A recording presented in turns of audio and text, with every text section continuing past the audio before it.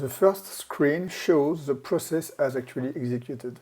The dark blue boxes show the activities that are executed the most frequently, and the dark arrows show the path of the process that is taken the most frequently. On the right, we can see which process variants are taken most frequently. This might indicate areas where automation is likely to pay benefits, but more investigation is needed. We have preloaded a reference process created with BlueWorks Live that says how the managers think the process should be executed.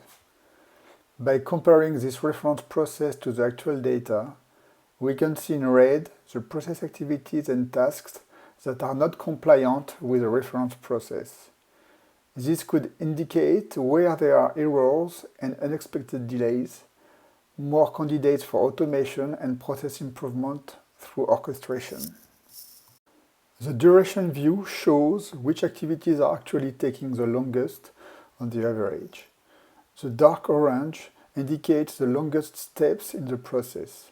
Again, this can indicate where we want to investigate automation to speed up these delays, if they are due to automatable steps rather than, for instance, outside delays. Service closure looks like a suspiciously long step here, taking 52 hours. We did task mining in this area, and we can drill down into the task mining view to see the detailed steps that humans take to execute this process. These steps can be mapped into an RPA bot. Once again, we can see the frequent steps and the long duration steps and look at the different process variants. If we do an RPA bot, we will probably want to start with a bot that automates the most common variants of this step. Once again, we see that service closure is an automation candidate due to the total time spent here.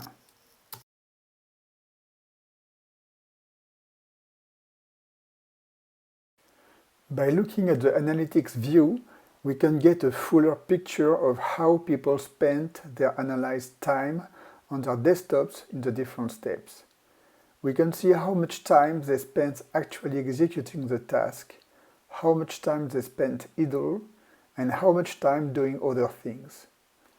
We can see here that people spent 1 hour and 4 minutes doing real work, and the rest of the time was spent doing something else. So maybe an RPA bot here would not save as much as we might hope. Going back to the duration view, we see another activity, pending request for network information, that is also introducing delays as well as pending liquidation request. Here we do a drill down into the pending liquidation request activity. Now back in the overall process view, we want to ask the tool for automation recommendations, and to do that we go in the dashboard view. For each possible activity, we get some statistics about how automatable it is. In the RPA Candidates tab, we get the process mining tool to recommend bot priorities using this data.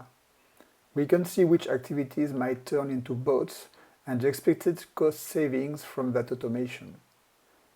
We can set thresholds for target activity automation level. In other words, how many instances we replace with bots. And max RPA complexity. In other words, how many different process variants we consider putting into a single bot. More variants make more complex bots. If we have set the thresholds, we can simulate the overall impact on the business process if we were to implement and deploy the suggested bots based on the time reduction for those process steps done by some bots replacing some humans.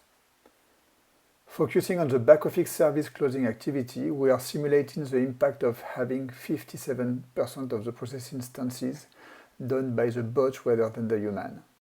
Now we run the simulation and we can see the comparison of the simulation with historical data. The BO service closure activity time has been cut a lot thanks to the bot. We can see that the new automated scenario with several bots reduces the overall average execution time from 18 days to 12 days, a 33% savings in time on the average. In this case, the average cost per case has not decreased because we are still employing the same number of people overall, but they are getting the work done much faster.